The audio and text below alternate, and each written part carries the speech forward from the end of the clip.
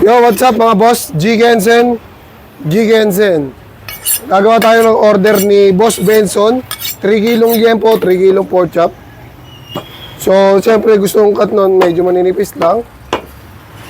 Bali, mayroon po tayo isang order na 1 kilo. Sasabay na natin dito yan. Bali, 4 na kilo na yung gagawin nating liempo slice mga lodi. Ganyan lang naman tayo mag liempo slice. Yan, pwede na yan. Para sa pang-ihaw, pang-prito. Yan. Kaya, panalo-panalo na dyan si customer. So, dahil maliit yung sangkalan natin, usog natin to. Yan. Yan, kasya na sa sangkalan.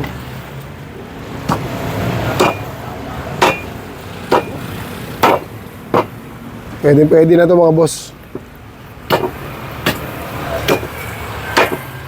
Yan, sa mga order sa atin dyan, pwede na kayo mag-advance ng order mga bossing.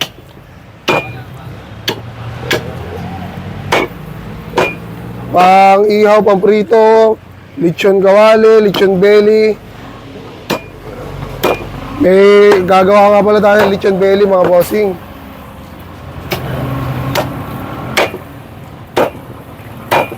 Ayan o. Napakaganda ng liempo natin, wala masyadong taba.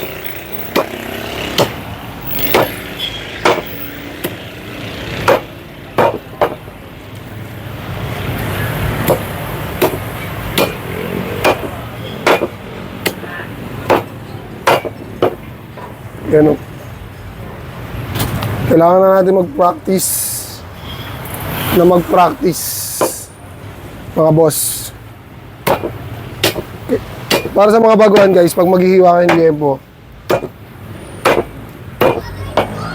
talagang practice ang kailangan nito. Kasi papatamahin nyo sa knife, ito lang. Dulo, umpisa, hiwain nyo lang. Tapos, hihiwain nyo lahat ng knife.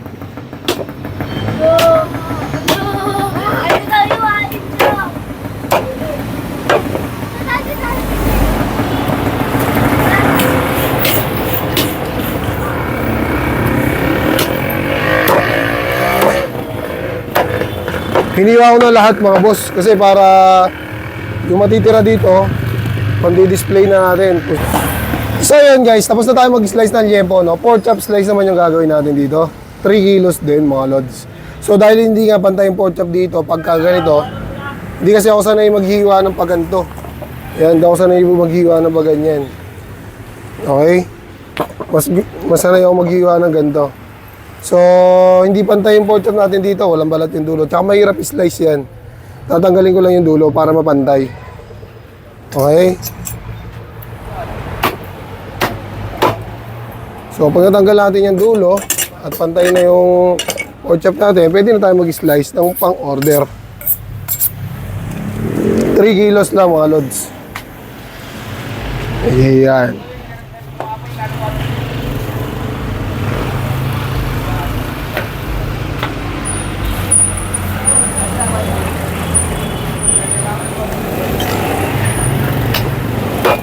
Dahan-dahan lang. Pwede na to. Walang buto sa umpisa.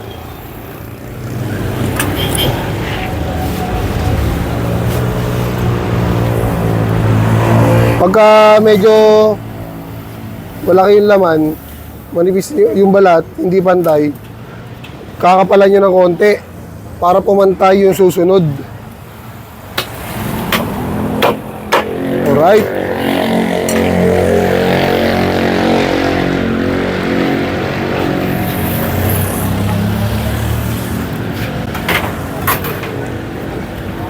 Ganyan talaga sila mag-slice mga boss.